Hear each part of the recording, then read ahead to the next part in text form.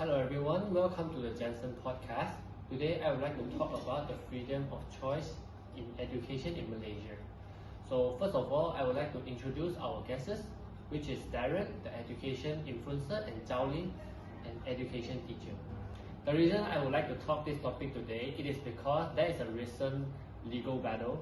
The Federal Court of Malaysia, especially Chinese and Tamil national type of schools, which dismissed an application by two non-government organizations. They are seeking to challenge the use of Chinese and Tamil language. After the legal battle, the majority decision ensured the legality of vernacular schools under Section 96 of the Court of Judicature Act 1964. Although there are small amount of objection, the court decision maintained the status, ensuring the existence of vernacular schools. This ruling underscores the freedom of education and protect children's rights to their mother language education. In this case, what is your take, Darren? Why they have prejudiced towards the vernacular school? In my opinion, I think that there are various factors that causes the conflict between the schools.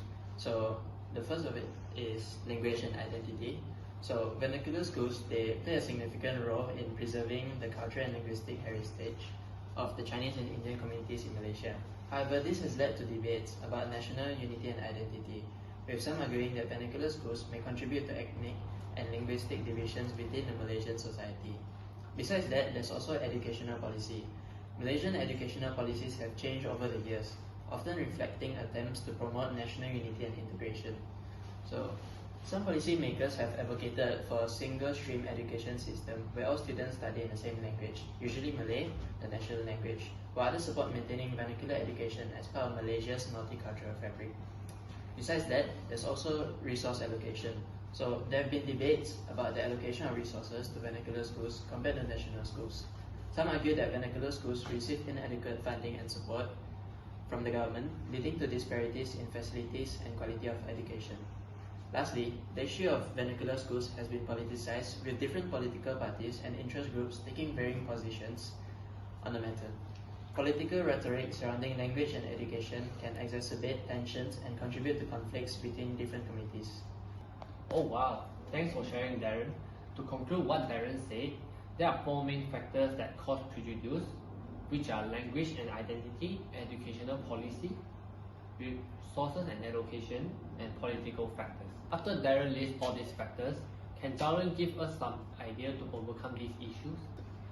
I think develop laws and policy to ensure that schools of language are protected and supported by law, including Chinese schools and Taiwan schools. These relevant laws and policies clearly define the legal status and rights of schools of various languages and the support and funding provided to them by Malaysia government.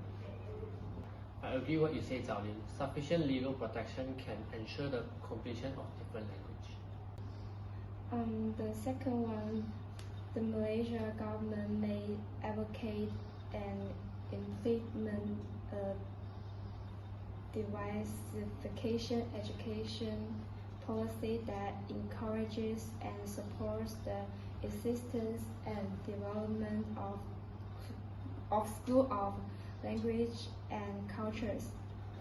This can be achieved by the Malaysia government developing and diverse education policy and providing diverse educational options to ensure that schools of all languages and cultures have access to equitable educational resource and support. Last but not least, the government of Malaysia provides financial support to ensure that schools of all languages receive adequate financial support to maintain their operation and development. The government of Malaysia may support the development of this school by providing financial grants, educational subsidies, and another from financial assistance. Thanks for sharing, Zhaolin. I agree what you have shared. Developing laws and policies can ensure all languages are supported by the government. Besides that, various types of policies can protect all the races and people to learn their mother tongue language.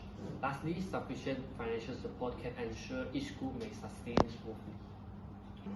So that's all for this podcast. Thank you, Darren and Zhaolin, for coming. And thank you everyone for listening to this podcast. See you guys next time. Goodbye and have a good day. Bye-bye.